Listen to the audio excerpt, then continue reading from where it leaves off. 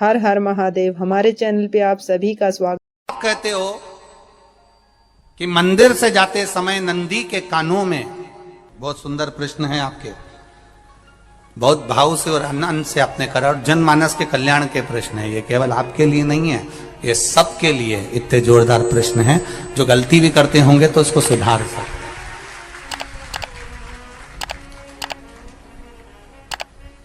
आपने कहा कि नंदी के कानों में कहना चाहिए, लोग हंसते हैं, कहते हैं बताओ वो नंदी के कानों में भगवान को कहना चाहिए। वैसे तो हम आपको एक बात बता दें कि दुनिया के लोग किसी दूसरे धर्म की कभी हंसी नहीं उड़ाते। दुनिया के लोगों को दूसरे का धर्म अच्छा लगता है। दुनिया के लोग सबसे ज्यादा हंसी उड़ाते हैं तो हमारे सनातन धर्म की ही उड़ाते हैं, और जी खुद उड़ाते हैं, दूसरा उड़ाने वाला नहीं होता। दूर के ढोल हमें समझ में आते हैं, उसका धर्म हमें समझ में आ गया, उनके क्या है, ऐसा है, आओ कुछ नहीं, उनके धर्म में ऐसा है, कितना आनंद हमें दूसरे के धर्म में लग रहा है, और हमारा सनातन धर्म हमको बुरा लगता है। हमारे सनातन धर्म हमें बुरा लगने लगा। अरे भाई, लोग कहते हैं कि नंदी के कान में कहते हो, ये कोई हमारे पुराणों में या शास्त्रों में लिखा है? भगवती बहन साहू, आपको धन्यवाद देना चाहूंगा और एक बात कहना चाहूंगा, जितनी भी शिव महापुराण के अंतर्गत चाहे उपाय जो बताए जाते हैं कि बेलपत्री ऐसे चढ़ाना, काली मिर्च ऐसे चढ़ाना, चावल ऐसे चढ़ाना, धतूरा का क्या महत्व है, शमी के पत्ते का क्या महत्व है, बेलपत्री के पत्ते का क्या महत्व है, ये जितनी भी बातें बताई जाती हैं ये सब पुराण के अंतर्गत से बताई जाती है। अब दुनिया के लोग इसको चाहे टोटका कह दें, चाहे दुनिया के लोग इसे टोना कह दें, पर पुराण से हटकर कुछ नहीं। और आप लोगों को अगर बोला है कि नंदी के कान में कहकर भगवान शंकर के मन में बात पहुंचे, तो ये क्यों कहा, तो ये भी हमारी शिव महापुराण में लिखा है, जलंधर के चरित्र में। कोई आपसे कहे कि नंदी के कान में बोलने से क्या होता है, ये जलंधर का चरित्र कह रहा है। मां पार्वती जी का हस्त कमल पकड़कर जलंधर लेकर जाने लगा।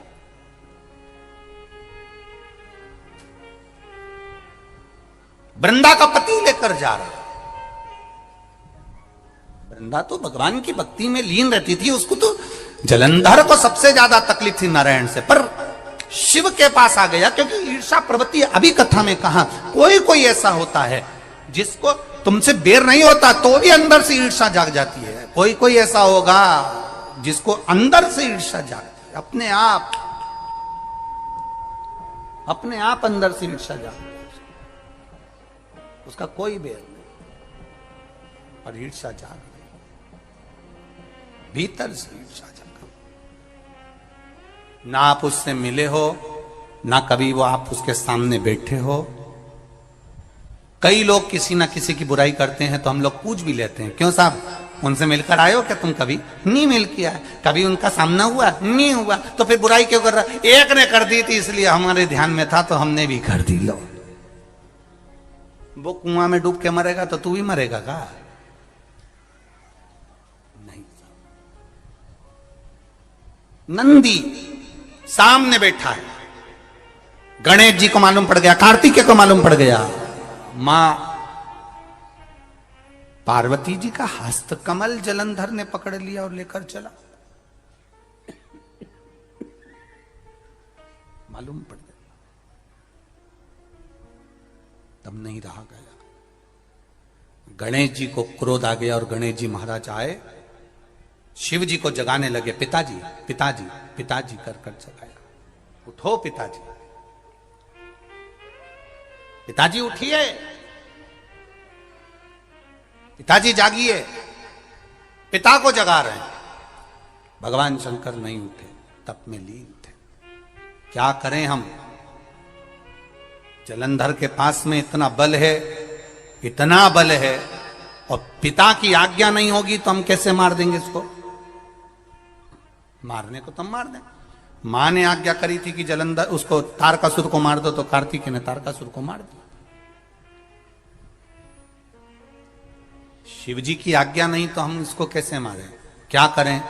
सब कुछ गणेश जी ने देख लिया, शंकर जी के ऊपर बहुत बहुत बहुत बहुत प्रार्थना कर कर देख ली, पर शंकर जी नहीं जागे। तब आखिरी में विनायक ने, गणेश ने, जितने लोग आस्था चैनल पर कथा सुन रहे हैं, जितने लोग फेसबुक यूट्यूब पर कथा सुन रहे हैं, इस बात को याद रखना कि नंदी के कान में कहने से क्या होता है वो ये इस कथा से सीख लेना।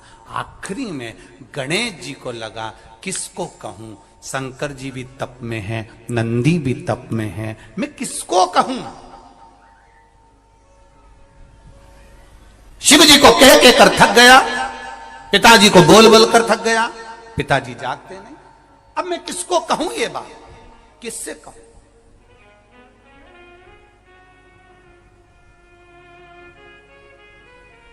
विनायक गए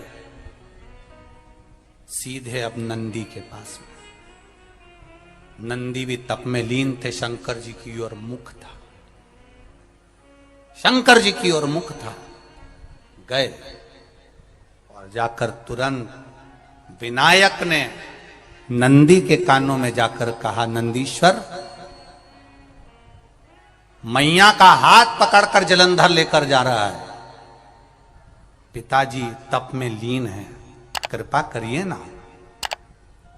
बस केवल नंदी के कान में कहा, गणेश जी दूर हट गए। नंदी के कान में कहा, शंकर जी के नेत्र खुल गए, शिव जी के नेत्र खुले। ध्यान देना जरा, इस शिव महापुराण की, आशुतोष शिव महापुराण की कथा, जो कथा यहां कही जा रही है, यह कथा पहले के चरित्रों में सुनने को नहीं मिली होगी। जरा ध्यान देना इस संवाद पर, जितने लोग आस्था चैनल पर, जितने फेसबुक यूट्यूब पर सुन रहे हैं। सनातन धर्म की हंसी उड़ाने वाले कह देते हैं नंदी के कान में कहने से क्या होता है, नंदी के सामने जाकर बोलने से क्या होता है, नंदी के पास बैठकर बोलने से क्या होता है, नंदी के पास बैठकर शंकर जी का मात्र दीदार करने से क्या होता है, दर्शन करने से क्या होता है, वो अच्छे से समझ लेना। जो लोग सनातन धर्म पर उंगलियां उठाते हैं वो अच्छे से समझ लें इस बात को।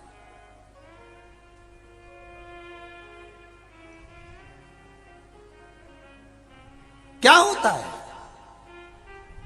नंदी तप में लीन, शिवजी तप में लीन, शिव नहीं उठ रहे। विनायक ने नंदी के कानों में जाकर कह दिया, नंदी के कान में जाकर कहा, नंदी के नेत्र नहीं खुले।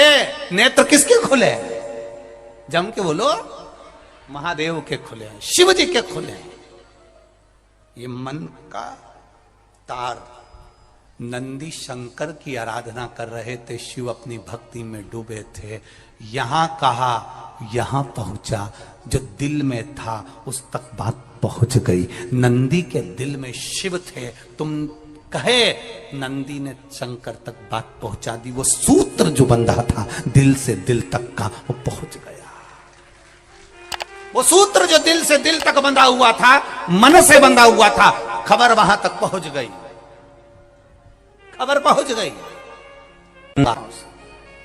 उसको जानो, लुटाइए, ये मौका मिला है आनंद का, दिल से प्रेम लुटाओ। नंदी से कहा, नंदी ने देवादिदेव महादेव से नहीं कहा, केवल नंदी आंख बंद कर कर बैठे थे। कहते से ही भगवान गणेश के शब्द शिव जी तक पहुंच गए, शिव जी के नेत्र खुल गए और उन्होंने जलंधर के पास पहुंचकर पार्वती जी का हस्त कमल छुड़वाया। जरा विचार करिएगा, आप नंदी से कहते हो मेरे महादेव तक बात पहुंच जाती है। आपको केवल नंदी से प्रेम से कहना है, नंदीश्वर मेरे बाबा, ए मेरे बाबा, आप रोज शिव जी को लेकर भ्रमण पर निकलते हो, मुझे बहुत दुख है, आप मेरे दुख को मिटाने के लिए मेरे दरवाजे पर क्यों नहीं आते? नंदीश्वर से कहा, शिव जी तक बात पहुंच जाएगी, शंकर के नेत्र आपके लिए खुल जाएंगे और महादेव आपके यहां खड़ा मिलेगा, मेरा महादेव आपके पास में खड़ा मिलेगा। आशुतोष शिव महापुराण की कथा कहती है, लोग कहते हैं नंदी को कहने से क्या होता है, ये शिव तत्व की कथा आशुतोष शिव महापुराण कह रही है। कहा वहां तक पहुंचा, दिल से दिल का कंठ। जो भगवान नंदी के कानों में कुछ कहकर आते हैं, बोले हो कभी? सीधे बोल देते हो क्या जाकर? नंदी के कानों में कहने का भी एक तरीका है। आप लोगों को मालूम होगा वो तरीका? नहीं मालूम? ये बेलपत्री की जो डंडी रहती है ना, बीच का जो भाग है, ध्यान दिए ना जरा सा, ये बीच की जो डंडी है, फिर से देखिए, बेलपत्री के 2 पत्ते और उसके पास में जो बीच की जो डंडी का भाग है, दिख रहा है आप लोगों को? ये 2 डंडी, ये बीच की 2 पत्ती और उसके बीच में जो 2 डंडी का भाग होता है। जब हम देवाधिदेव महादेव से कोई बात कहने वाले होते हैं ना कि बाबा बहुत दुखी हूं, बाबा बहुत तकलीफ चल रही है, बाबा मैंने एक कंपटीशन एग्जाम में परीक्षा दी है, बाबा मेरे जीवन में ये तकलीफ हो रही है, बाबा, तब इस बेलपत्री की जो ये डंडी होती है, इस उंगली से, इस अंगुष्ठ से इस डंडी को पकड़ा जाता है और बाबा के कर्ण में कहने से पहले ये हाथ को नंदी के ऊपर रखकर फिर हम बाबा के नंदी के कानों में कहते हैं और चलते समय इस बेलपत्र को अशोक सुंदरी की जगह पर चढ़ाकर वापिस सजाते हैं। देव अधिदेव महादेव को पार्वती की बात मानना ही पड़ती है और वो कहना ही पड़ता है। ये बेलपत्र की महत्व है। ये जितना फल एक बेलपत्र की पत्ती में, उतना की उतना फल। हम आपसे फिर कहेंगे, कभी मौका मिल जाए जिंदगी में, कभी तुम्हारे जीवन में अगर मौका मिले और कहीं बेलपत्री का वृक्ष मिल जाए जिसकी छांव तुम्हारे ऊपर पड़ रही हो, तुम्हारे ऊपर अगर बेलपत्री की छांव पड़ रही हो, उसके नीचे बैठकर कभी मौका मिले, एक बेलपत्री का पत्ता मात्र रखकर आप शिव जी का नाम लेकर जल भी अगर समर्पित कर रहे हो ना, तो वो 12 ज्योतिर्लिंग को जल चढ़ाने के बराबर फल प्रदान कर। एक बेलपत्री का पत्ता, एक बेलपत्री का वृक्ष, एक बेलपत्री के वृक्ष की छांव हमारे जीवन को कृतार्थ कर देती है, धन्य कर देती है, कृतार्थ। कभी भी शंकर के मंदिर में जाओ, शिव जी का पूजन कर कर जब वापिस आओ, तो शंकर भगवान के मंदिर में जो बाहर नंदी बैठता है, उसके कानों में ओम नमः शिवाय बोलकर अपने मन की कामना उसके कानों में बोलकर आप आ जाइए, आपकी कामना 3 महीने में पूरी हो जाती है। नंदी के ईश्वर भगवान का स्मरण करिए। अगर 7 बेलपत्र आप शंकर को समर्पित करते हो तो 1 बेलपत्र नंदी भगवान पर भी अवश्य समर्पित करो। नंदीश्वर भगवान शिव को समर्पित, 1 बेलपत्र नंदी के ईश्वर की ओर चढ़े। और बहुत ध्यान दीजिए महाराज, अगर कोई काम अटक रहा है, नहीं हो रहा, बहुत प्रयास करा, तो भगवान शंकर के मंदिर में 5 बेलपत्र चढ़ाइए। और शंकर भगवान की जो छोटी लड़की है अशोक सुंदरी, आपको बताया था ना अशोक सुंदरी का स्थान, भगवान शंकर की 6 लड़कियां हैं, उसमें से सबसे छोटी लड़की अशोक सुंदरी की जगह पर 1 बेलपत्र चढ़ाइए। फिर 1 बेलपत्र नंदीकेश्वर पर चढ़ाइए और नंदीकेश्वर पर चढ़ाने के बाद भगवान शंकर के मंदिर के बाहर चौखट पर दिया लगा दीजिए साइड में, और फिर अपने घर पर आ जाइए, आपका कार्य सफल होना प्रारंभ हो जाएगा। नंदीकेश्वर भगवान नंदीकेश्वर का स्मरण कर लेने पर जीव आनंद सुख की अनुभूति करता है, आनंद सुख को पाता। भगवान नंदीकेश्वर का पूरी दुनिया में केवल एक केदारनाथ ही एक ऐसा है जहां पर ओम कुंड विराजमान है। कौन सा कुंड है वहां पर? ओम कुंड।